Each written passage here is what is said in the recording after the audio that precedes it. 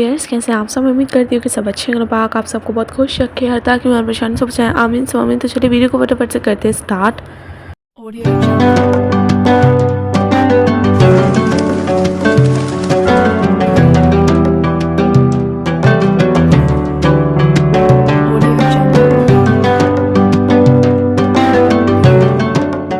भी हो रहा है सहरी का टाइम और आ गई थी मैं किचन में सहरी की प्रिपरेशन करने के लिए। फटाफट से मैं अभी भिंडी बना दूंगी, जिसको मैंने अभी फ्रेशली कट किया था, वॉश करके मैंने रख दिया था इफ्तार के बाद ही, ताकि ना जब हम बनाते हैं अगर पानी बहुत होता है इसमें तो काफ़ी ज़्यादा स्टिकी हो जाती है। तो अम्मी कहती हैं पहले से ही ना इसको वॉश करके रख लो, तो फिर ऐसा कोई मसला नहीं होता है। तो अगर आपको भी ऐसी कोई प्रॉब्लम होती है तो फिर अगर आपको नहीं पता है तो पहले से ही वॉश करके रख ले 3-4 घंटे पहले बनाने से।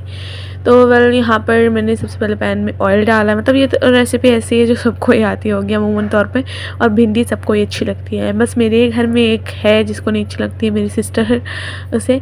और यहाँ पे मैंने लाइट्स वगैरह ऑन की और फटाफट से लग गई थी भिंडी बनाने के लिए।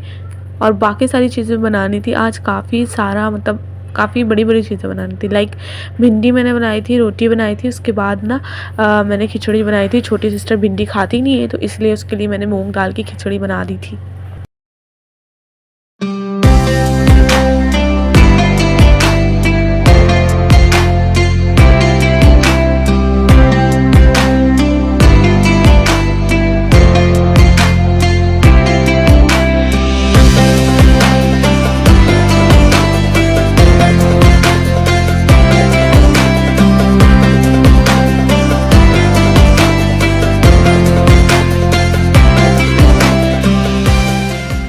हमारे घर ना रेगुलर मतलब दोनों चीज़ ही बनती है, कभी गोश्त बन जाता है, कभी सब्जियां बन जाती हैं, ताकि ना दोनों चीज़ की जो है वो अच्छे से नीड हमारी बॉडी में पूरी होती रहे।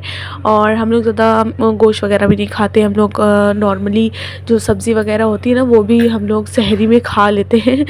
और इससे क्या होता है कि पूरा दिन फिर अच्छे से लाइट सा खाओ ना तो फिर अच्छे से गुजरता है। जिस दिन हमने कुछ हैवी खा लिया ना उस दिन फिर हमारा बहुत मुश्किल हो जाता है इफ्तार तक के।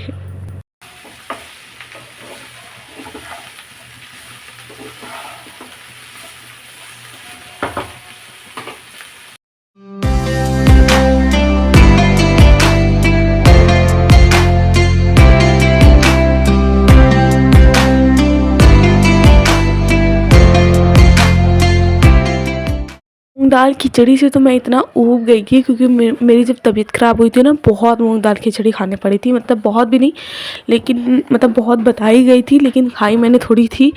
लेकिन फिर भी उसकी स्मेल टेस्ट से मेरा जी भर गया था। लेकिन अभी फिर से मतलब मेरा मन करता है मूँग की दाल की खिचड़ी खाने का। तो मेरा भी मन था और भिंडी भी थी साथ में, तो मैंने दोनों ही चीज़ फिर इंजॉय किया था।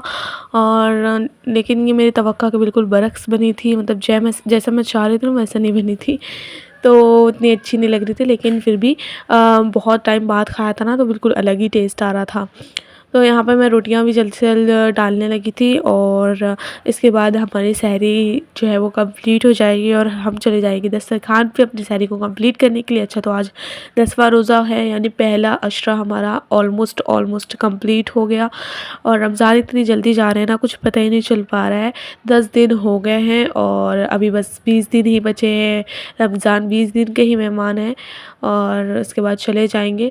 तो ज़्यादा से ज़्यादा इबादत करें, आप मशरूफ़ रहें इबादत में।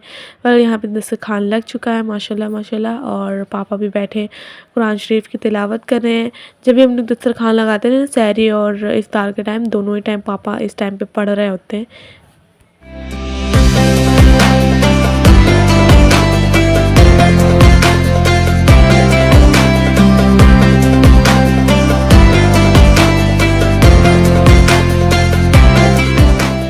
यहाँ पे ज़ुबी को देखे कैसे आगे आगे बढ़ रही है, क्योंकि इसकी मतलब आदत हो गई। जब हम लोग खाना खाते हैं ना तो ये दस्तरखान पे ज़रूर से ज़रूर आती, चाहे इसके मतलब का कुछ हो चाहे ना हो।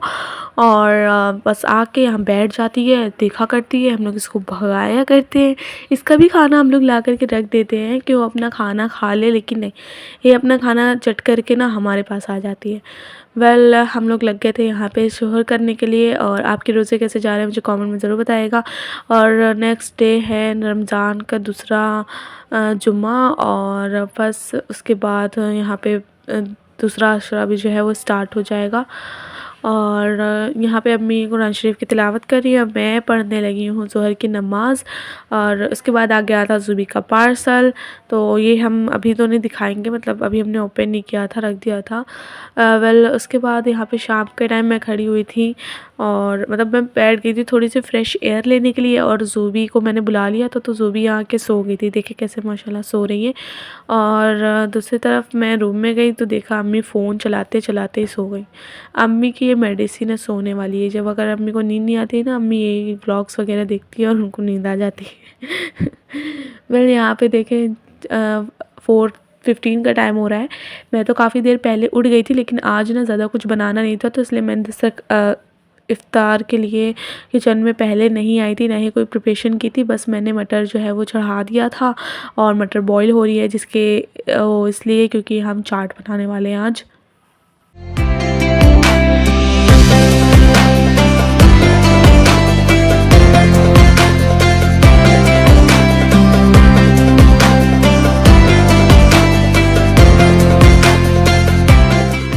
आज हमें पकोड़े नहीं बनाने थे, चना मटर नहीं बनाना था, बस हमने सोचा था चाट बना लेंगे। चाट के लिए मैं पापड़ी घर में ही बना लूँगी। दूसरे पनीर टिक्का बनाना था, लेकिन अभी तक ना सब्ज़ी वाले ही नहीं आए थे, तो फिर वो कैंसिल ऑलमोस्ट होने वाला था, लेकिन लास्ट मोमेंट पे आ गए थे, तो फिर फटाफट से मैंने मैरिनेट करके, तो सिस्टर ने यहाँ पे स्क्वेयर्स में सेट करके इसे फ्राई कर लिया था। अच्छा, तो इसकी रेसिपी आपको शॉर्ट में ही देखने को मिलेगी और मैं शॉर्ट्स में अपलोड कर दूँगी। पहले भी बहुत दफ़ा मैं अपलोड कर चुकी हूँ और मेरे हाथ के पनीर टिक्का सबको अच्छे लगते हैं, तो आप भी लाज़िम से चेकआउट कीजिएगा और मुझे ज़रूर बताइएगा कि कैसे लगे आपको। वेल उसके बाद हो गया था दस्तरखान लगाने का टाइम, तो मैं फटाफट से भागी जा रही थी, दस्तरखान वगैरह लगा रही थी। और इस टाइम पे ना मौसम काफ़ी ज़्यादा अच्छा हो जाता है रोज़ बरोज़, तो फटाफट से मैंने यहाँ पे दस्तरखान लगाया और सारी चीज़ें यहाँ पर ला कर के रख दिया था, सेट कर दिया था। और अभी देखिए सहरी के टाइम पे भी पापा कुरान शरीफ पढ़ रहे थे और अभी भी पापा कुरान शरीफ पढ़ रहे हैं, और उस टाइम पे सहरी के टाइम पे भी अम्मी कुरान शरीफ पढ़ रही थी, और इस बार भी अम्मी कुरान शरीफ पढ़ रही हैं दूसरे रूम में। अभी मैं उनको बुला करके ले आऊँगी।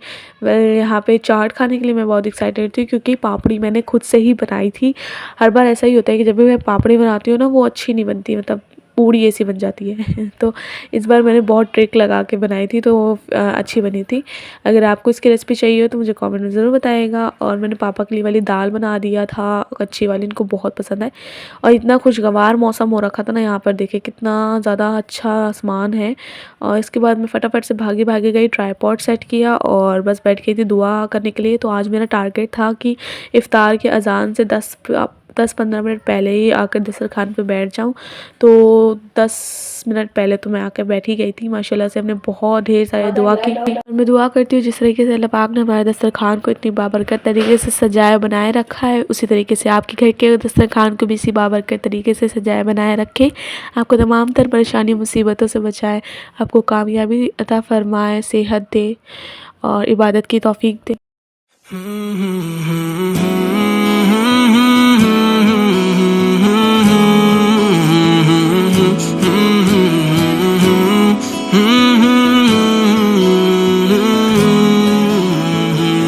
مولاي صل وسلم دائما أبدا على حبيبك خير الخلق كلهم। तो ढेर सारी दुआ मेरी तरफ से आप सभी के लिए, तो मेरे लिए मेरे घर वालों के लिए भी ढेर सारी दुआ कीजिएगा। इसी के साथ ये था मेरा आज का व्लॉग। मैं उम्मीद करती हूँ आपको व्लॉग पसंद आएगा, अच्छा लगा। मेरे चैनल को लाइक शेयर सब्सक्राइब करना ना भूलें। मिलते हैं आप व्लॉग में। Till then take care, love, सब लोग खूब सारा ख्याल रखिएगा और मुझे दुआ में याद रखिएगा।